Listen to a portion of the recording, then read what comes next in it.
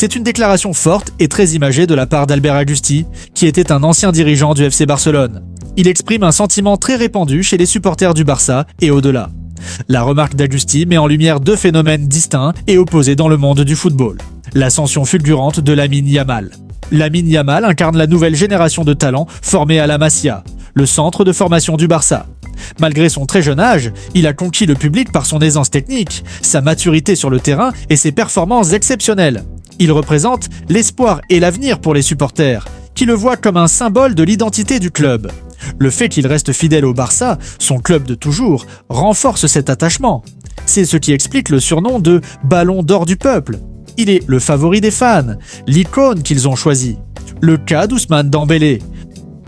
A l'inverse, la situation d'Ousmane Dembélé est plus complexe. Son passage au FC Barcelone a été marqué par des blessures, une certaine inconstance et, finalement, un départ vers le Paris Saint-Germain qui a été perçu par de nombreux supporters comme un geste de trahison.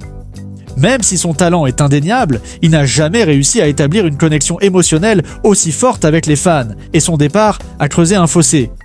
La popularité de Yamal, avec ses maillots vus partout en Europe, est un contraste saisissant avec la perception actuelle de Dembélé.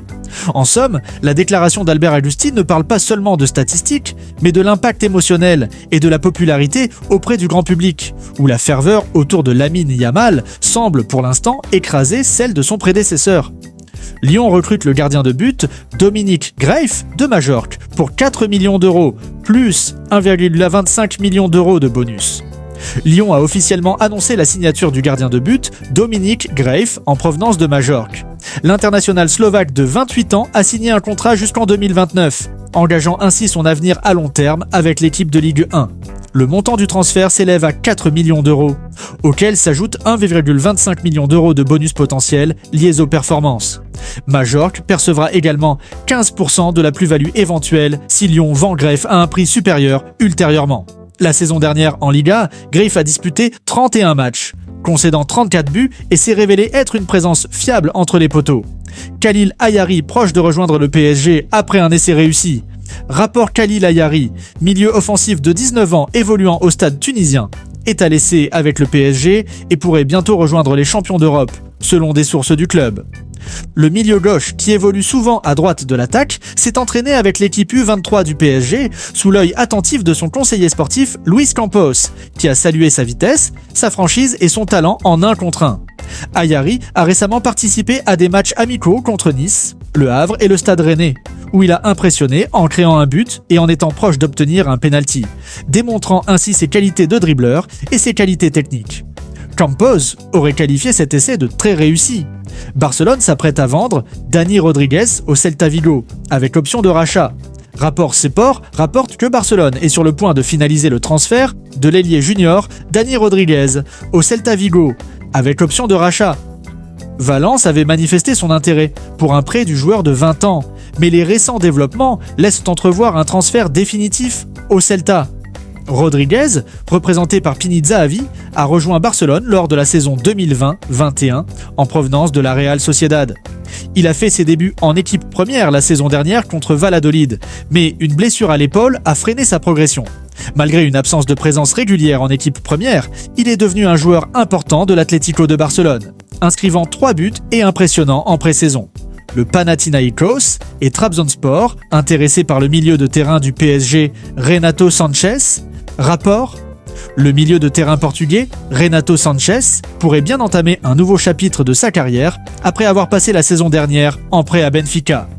Le joueur de 28 ans, actuellement au Paris Saint-Germain, a suscité l'intérêt du club grec du Panathinaikos et du club turc de Trabzonspor, selon CNN Portugal. La saison dernière, à Benfica, Sanchez a disputé 21 matchs et marqué un but. Il a rejoint le PSG en 2022-23 en provenance de Lille et a également évolué au Bayern Munich, à Swansea City et à la Roma. L'international portugais compte 32 sélections pour son pays. Hansi Flick exige un effort maximal de Barcelone dès le début de la saison. Rapport : Selon Mundo Deportivo, l'entraîneur du FC Barcelone, Hansi Flick, a délivré un message clair après la victoire 3-0 de son équipe contre Majorque lors du match d'ouverture de la Liga 2025-26. Se donner à 100% est acceptable.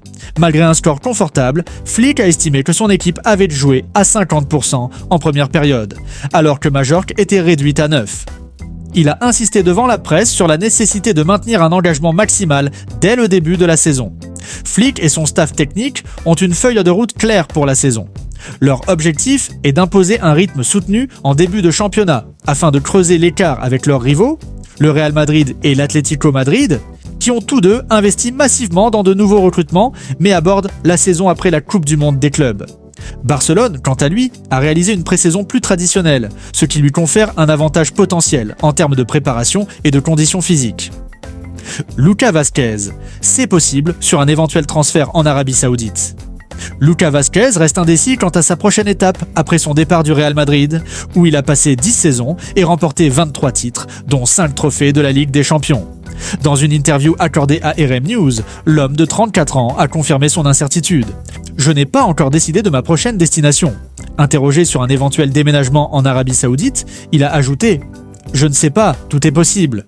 Vázquez a clairement indiqué que la retraite n'était pas envisageable, laissant la porte ouverte à de multiples offres. Il aurait reçu des propositions alléchantes de l'Arabie Saoudite et du Qatar, et des premiers contacts avec la Juventus auraient été pris. L'Espagnol a également évoqué la possibilité d'un retour dans son pays natal, avec l'Espagnol, où il a joué lors de la saison 2014-2015, et le Deportivo La Corogne, son club de jeunesse, parmi ses destinations potentielles. Tout est ouvert, a déclaré Vázquez, laissant entendre que sa décision pourrait intervenir prochainement.